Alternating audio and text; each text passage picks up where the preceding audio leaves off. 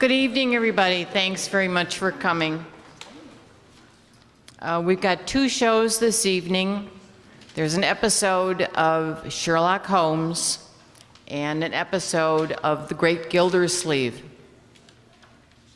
The Adventures of Sherlock Holmes is a radio show that aired in the United States between 1930 and 1936. It was adapted from Sir Arthur Conan Doyle's Sherlock Holmes stories by scriptwriter Edith Meiser. At the end of the first season, a survey of American radio editors found that 94% said that The Adventures of Sherlock Holmes was the best radio program. And we hope you enjoy the episode tonight. It's called The Golden Pince-Nez.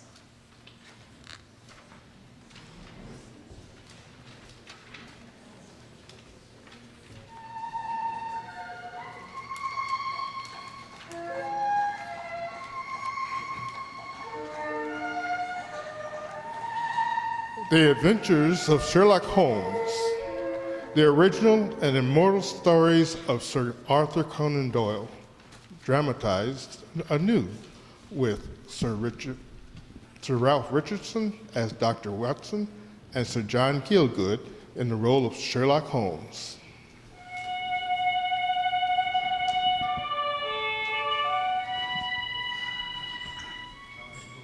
It was a wild, tempestuous night towards the close of November 1894. Holmes and I sat together in silence all the evening. Outside, the wind howled down Baker Street, plus the rain beat fiercely against the windows. On such a night, we were not at all pleased to hear a cab draw up at our door and the ring of the bell. Oh, come in, Hopkins. Well, I hope your police profession will have designs upon us on a night like this. Oh, pull up a chair, won't you, and warm your toes. Thank you, Mr. Holmes. I suppose it must be something important to bring you out here at this hour, and in such a gale. It is indeed, Mr. Holmes. I've had a bustling afternoon, I promise you, on the Yoxley case. I caught the last train back to town and came straight on by cab from Charing Cross. Oh, dear, dear. That means, I suppose, you're not quite clear about the case. I can't make neither head nor tail of it. There's no motive, Mr. Holmes, and that's what bothers me. A man killed, and no reason on earth why anyone should wish him any harm. Very well. Let's hear about it. It happened in the house of an old man called Professor Coram. He's a semi-invalid, keeps to his bed half the time. An elderly maid and a housekeeper look after him, both of excellent character. The professor's writing a book on Coptic manuscripts, keeps a secretary to help him. The last, Mr. Willoughby Smith, was the third he's had, a young man straight from the university, a quiet, hard-working fellow. Yet, this was the fellow who met his death this morning in the professor's study under circumstances that can only point to murder. It was between 11 and 12 this morning. Susan Tarleton, the maid, was hanging some curtains in the upstairs front bedroom. Professor Coram was still in bed. He seldom rises before midday. The housekeeper was busy at the back of the house. Willoughby Smith had been in his bedroom, which he uses as a sitting room. The maid heard him come in out of his room, go along the passage and downstairs to the study below. A minute or two later, there was a dreadful cry from that room. A wild, hoarse scream, and at the same instant there was a heavy thud, which shook the whole house. Then, silence. The maid stood petrified for a moment, then recovered her courage, ran downstairs. The study door was shut and she opened it. And inside, Mr. Willoughby Smith was stretched on the floor and blood was pouring from a wound in his neck. On the floor nearby was a blood-stained stiletto. She recognized it as the one the professor kept on his desk and used as a paper knife. I take it that the young man was already dead. At first, the maid thought so, but when she poured some water over his forehead, he opened his eyes for a second. Oh, sir, what happened? Oh, tell me. Professor, it was she. Those were his last words. He tried desperately to say something else, and then he fell back dead. The housekeeper arrived just after he died. Leaving Susan with the body, she hurried to the professor's room. He was sitting up in bed, terribly agitated. The housekeeper told him what had happened. And you questioned the professor, of course. Oh, yes. He says he heard the distant cry, but nothing more. His first action was to send for the police. I've been in charge of the case, Mr. Holmes, but I'm so baffled. I've come to you as a friend. Well, we must see what we can do. Can you give me some idea as to the disposition of the rooms? You say the study door was closed. Was that the only door to that room?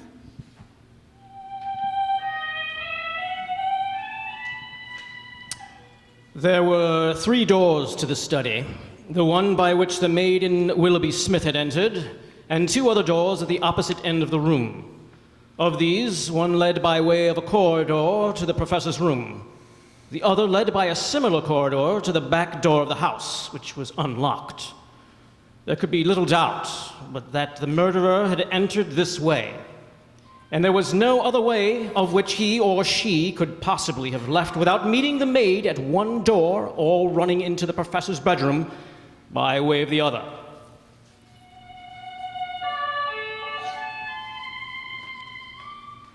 The path to that door was saturated with rain and would certainly have shown any footmarks. My examination showed me that I was dealing with a cautious and expert criminal, for there were no footprints to be found on the path, but the grass verge was trodden down. My inquiries proved that it could only have been trodden down by the murderer. Well. Now, these tracks on the grass, coming or going, or both? It was impossible to say. There was never any outline. Large footprints or small ones? I wasn't able to make them out. Well, it's been pouring with rain and blowing a hurricane ever since. They'll be harder to read tomorrow morning. Anything else? Oh, in the study there's a desk, a bureau, and a cupboard. The professor assures me that nothing is missing, so it seems certain that robbery was not the murderer's aim. And how about the wound on the body? The stab was on the right side of the neck and from behind, so that it is almost impossible it could have been self-inflicted. Unless he fell on the knife. Exactly. The idea crossed my mind, but the knife was some feet away. And then the man's dying words. But most important of all, the dead man had a small object tightly grasped in his right hand. Well, Watson, what do you make of these?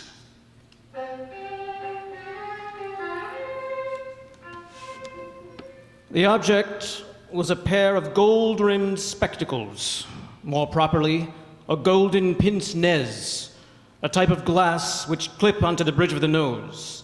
From it hung 2 broken ends of black silk cord. Holmes examined the glasses with the greatest attention. He held them on his nose. He tried to read through them. He looked out of the window. Then he handed them back to Hopkins with a chuckle. My dear Hopkins, wanted, a woman of good address, attired like a lady. She has a remarkably thick nose with eyes that are set close upon either side of it, a puckered forehead, a peering expression, and probably rounded shoulders. As she has been to an optician at least twice during the last 2 months, it should be easy enough to trace her. But how did you find all of that out? Simplicity itself. From their delicacy and the dying man's last words, I deduced they belonged to a woman. Now, anybody who wore such expensive and elegant glasses would be pretty sure to be well dressed. The width of the clips tells me she had a broad nose, and the position of the lens tells me that her eyes are set closely together. You will see that the glasses have unusual strength.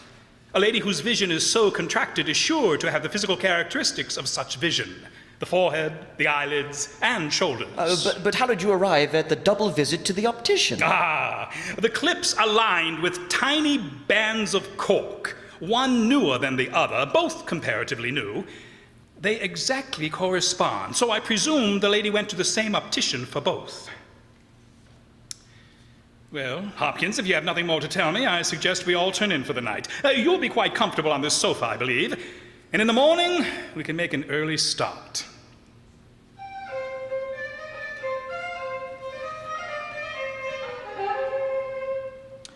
The gale had blown itself out the next day, but it was a bitter morning when we started upon our journey.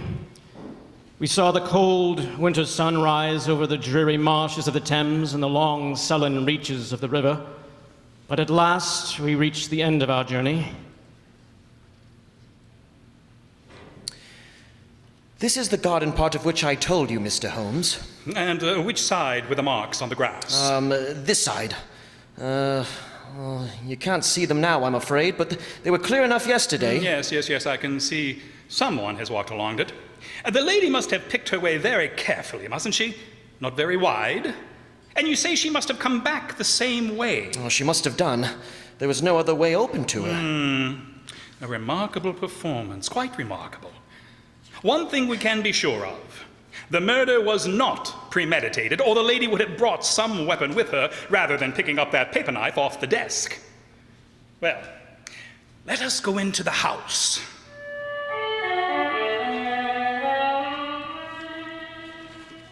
We entered the back door and advanced along the corridor to the door of the study. As the floor was covered with coconut matting, there was nothing to be learned from it. When we reached the study, Holmes conducted his usual thorough examination of the walls, floor, and furniture. Before the bureau, he paused. Hello. A scratch on the lock of this bureau. Pray, ring for the maid, will you, my dear Watson? Why didn't you tell me about this, Hopkins? You'll always find scratches around a keyhole, surely. Yes. But this is quite a recent one. Did you ring, sir? Yes, I did. When was this room dusted last? Yesterday morning, sir. I did it myself. Did you notice this scratch? No, sir, I didn't. Yeah, I'm sure you didn't. A duster would have swept away these shreds of varnish I can see through my glass. Who has the key to this bureau? The professor keeps it on his watch chain. It was in his bedroom with him at the time of the murder. Very good. Well, we seem to be making a little progress. Our lady enters the room, advances to the bureau, and either opens it or tries to do so. While she's thus engaged, Willoughby Smith enters the room.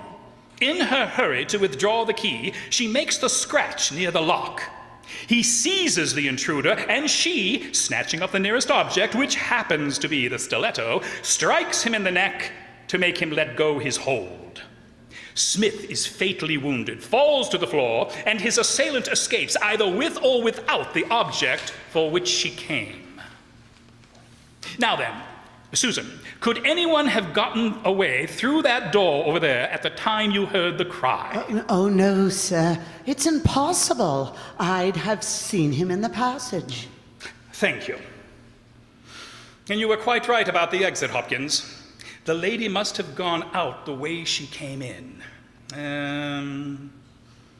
But what about this third door? I think you said that leads to the professor's room. There's no other exit by it from the house that way. No, sir, no. And nobody could have hidden in the corridor without being found by the housekeeper when she ran to tell the professor what had happened. Well, let us go make the professor's acquaintance. Oh, well, this corridor is lined with coconut matting, I see. What of that? Do you think it is important? Well, I don't insist upon it, but no doubt I'm wrong, but it seems to be suggestive. Come along. I'm anxious to meet the professor.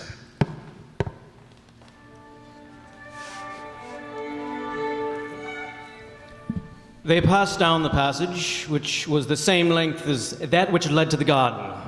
As Hopkins knocked at the door, "Come in." Good morning, Professor. May I present Mr. Sherlock Holmes and Dr. Watson?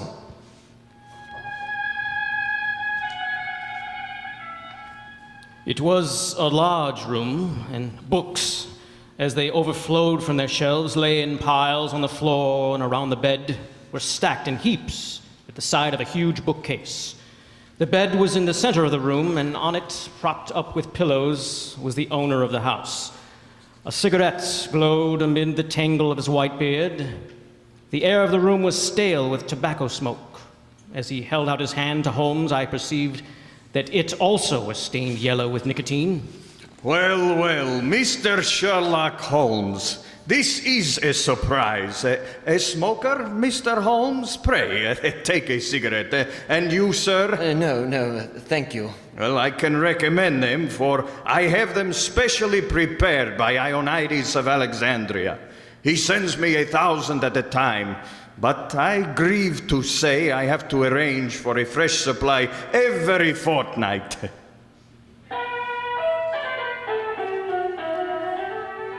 Though Holmes was as much addicted to his briar pipe, I'd never known him to accept a cigarette before. Indeed, he seemed on the point of refusing it on this occasion when, changing his mind, he accepted it and began to smoke with a strange, nervous rapidity. Tobacco and my work. But now only tobacco allows for a fatal interruption to my book. Who could have foreseen such a terrible tragedy? So estimable a young man. I assure you, after a few months' training, he was an admirable assistant. What do you think of the matter, Mr. Holmes? Well, I'm afraid I've not made up my mind, Professor. I shall indeed be indebted to you if you can throw light where all is dark to us. To a poor bookworm, an invalid as myself, such a blow is paralyzing. Well, I will do everything in my power to clear it up. By the way, I find these cigarettes unusually good. Might I... Oh, but of course. Please, help yourself. Thank you. Most delightful to the palate. Quite a refreshing change for me, Watson.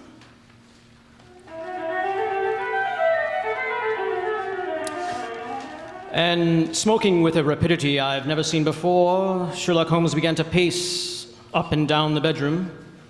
Holmes continued to pace up and down the room, still smoking feverishly, as he listened to the sonorous flow of speech. That pile of papers on the table there is my magnum opus, a work which will cut deep into the very foundation of revealed religion.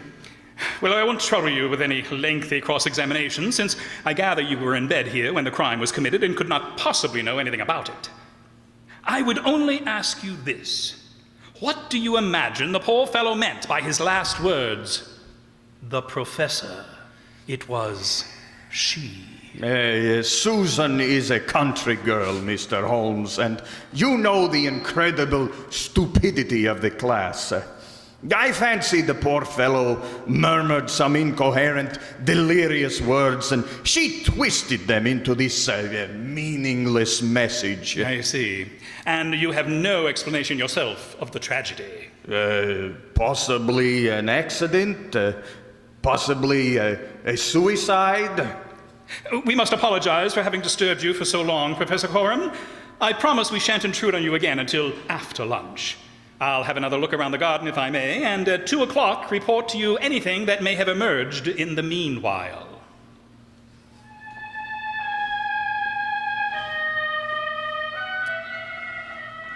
We withdrew from the bedroom and made our way out into the garden.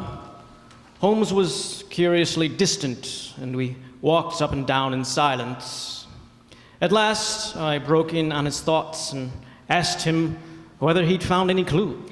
Well, it all depends on these cigarettes I smoked. It's possible I'm quite mistaken, of course, but those cigarettes will show My me. dear Holmes, how on earth... Well, you'll see for yourself. If not, there's no harm done. Ah, there's the housekeeper. I should like a word with her.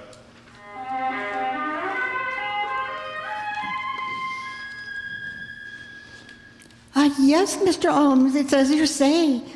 She does smoke. He does smoke something terrible. All day and sometimes all night, sir. Needs help. Well, I don't know whether it is better or worse with smoking. But smoking as much as that kills the appetite, doesn't it? Well, I don't know about that, sir. Well, I suppose the professor eats hardly anything at all. Well, he's variable. I'll say that for him. I'll wager he took no breakfast this morning and won't face any lunch after all those cigarettes I saw him get through. Well, you're wrong there, as it happens.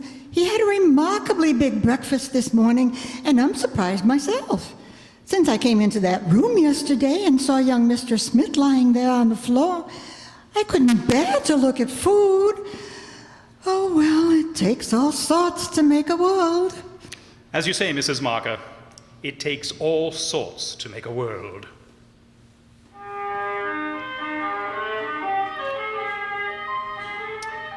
We loitered the rest of the morning in the garden.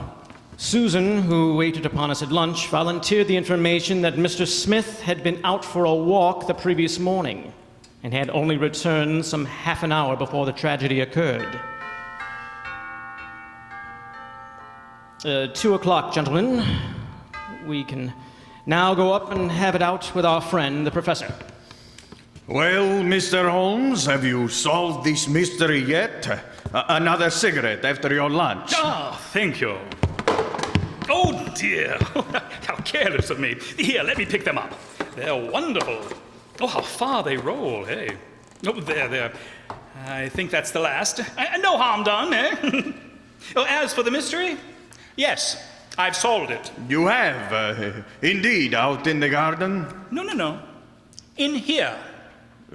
Very well, Mr. Holmes. I shall be very interested. Yesterday, a lady entered your study. She came with the intention of possessing certain documents which were in your bureau. She had a key of her own. I've had an opportunity to examine yours, as you may remember, but I didn't find the slight discoloration which a scratch made on the varnish of the bureau would have produced. So you weren't an accessory. She came, as far as I can read the evidence, to rob you without your knowledge. In the first place, she was seized by your secretary while relocking the bureau and stabbed him with a knife in order to escape. I fancy the stabbing was an unhappy accident, but I'm convinced the lady had no intention of injuring him seriously. A murderess doesn't come unarmed, but horrified by what she had done, she rushed wildly away from the scene of the tragedy. Unfortunately for her, she had lost her glasses in the scuffle, and as she was extremely short-sighted, she was really helpless without them. She ran down a corridor, as she thought, by the one she had entered the study, the only one when it was too late. Did she realize she had taken the wrong door and the wrong passage, and that her retreat was cut off behind her? What was she to do? She couldn't go back, she couldn't remain there, and she must go on. And she went on. She went through the corridor, pushed open the door, and found herself in this room. All very fine, Mr. Holmes, but there's one little flaw in your splendid theory. I was myself in this room, and I never left it during the whole day. Oh, yes, I'm quite aware of that, Professor Coram. And you mean to say I could lie in a bed and not be aware that a woman had entered my room? I never said so. You were aware of it. You spoke to her. You recognized her. You aided in her escape. Oh, you're mad. You're talking insanely. I helped her to escape. Where is she now? There.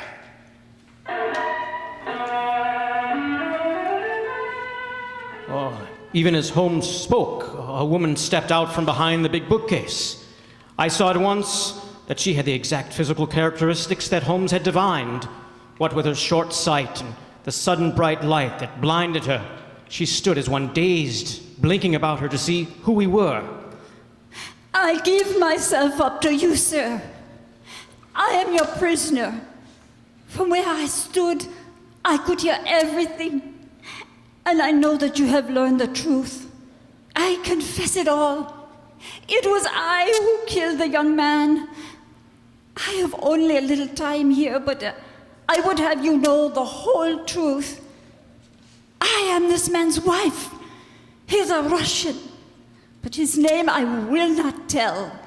God bless you, Anna. Oh, why do you cling so hard to that wretched life of yours, Sergei? It has done harm to many and good to none, not even to yourself. However, it is not for me to give you away.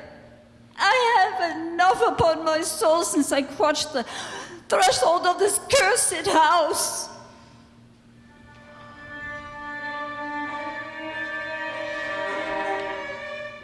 The story she told was almost incredible in its characters and setting. Russia, Siberian prison camps, and nihilists. Both the professor and she, his wife, had been engaged in revolutionary activities many years before. Along with their comrades, they had been arrested. In order to save his own life, her husband had betrayed not only his own friends, but her as well. She and the others had been sent to Siberia. The professor had been set free and had come to England under an assumed name. Not content with that little piece of villainy, he had let an innocent man suffer along with the guilty. He was so good, unselfish, loving, all that my husband was not.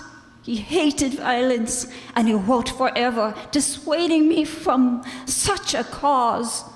Those letters of his would have saved him, and so would my diary, in which I had written about him and our secret love. My husband found and he kept both the diary and the letters. He hid them and he tried to swear away the young man's life. In this he failed. But Alexis was sent to Siberia, where he is still working in a salt mine. When my sentence had been served, I followed my husband to England. And after months of searching, I discovered where he was living. My one aim was to get my hands on those letters and the diary and give them to the Russian government to make them release my innocent friend. Yesterday, I took the papers. The rest is as you said. 2 points are not yet clear to me, madam. How did you come to have a duplicate key to the bureau? I had employed a private inquiry agent to take a position as my husband's secretary. It was your last secretary, Sergei, who had left so suddenly. He told me where the papers must be kept, and he gave me a wax impression of the key, but he would go no farther. I understand. And yesterday, as you were coming to get those papers, you met a young man in the street. Yes, it was the young man I killed. I asked him to wait at the professor's house. I did not realize who he was. Well, that explains it all. Smith had told you about the meeting, Professor, hadn't he? As soon as he came in. And that was what he meant afterwards by his dying words. He was trying to say who his assailant was. That woman he told you about some few minutes before. But what? Stop her!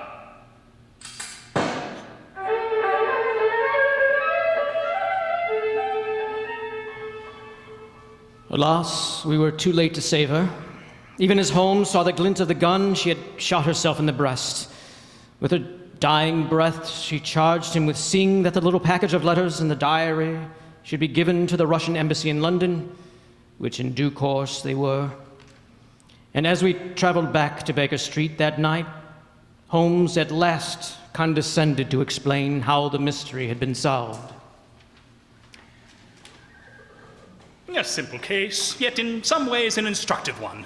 It hinged on the outset of the pince-nez.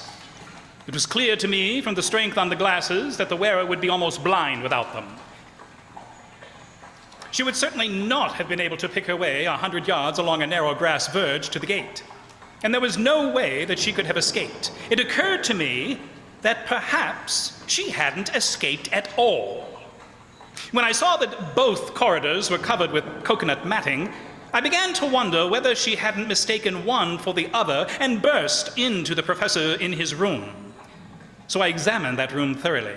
I noticed that although books were piled all over the floor, they were not piled in front of that big bookcase in the corner. And I began to wonder whether the mysterious lady might not still be hiding behind it. Since she had no possible chance of escaping later with the police guarding the premises, so I spilled a lot of cigarette ash just in front of the bookcase. You remember how many cigarettes I smoked, and waited until the professor had had his lunch. Then I upset his box of cigarettes in order to examine the ash. I'd been right. It was trodden down by someone who had stepped from behind the bookcase while we were out at lunch. In fact, I was not at all surprised to find how heartily the professor had been eating since the tragedy, for he had needed to order enough for 2.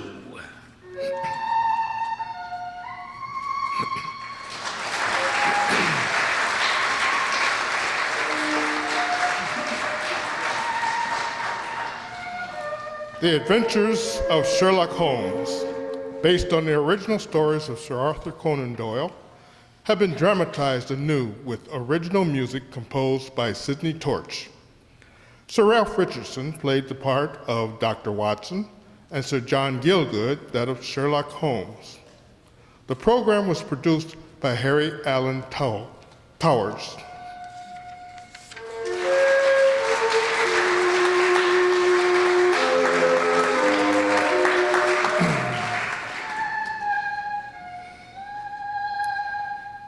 And please allow me to introduce the cast for tonight. I'm your announcer, it's Andre Dixon.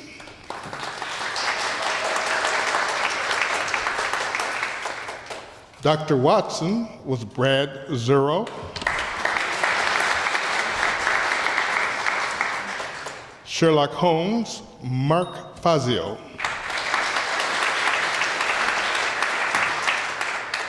The policeman Hopkins was John Byhan.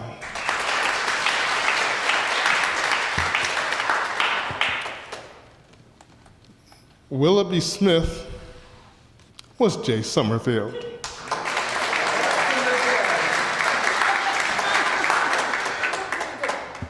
The maid Susan was Allison Byhan. The professor was Jacob Polka.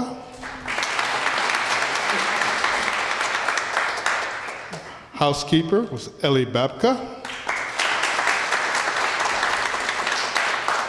And Anna was played by Donna Amesmeyer.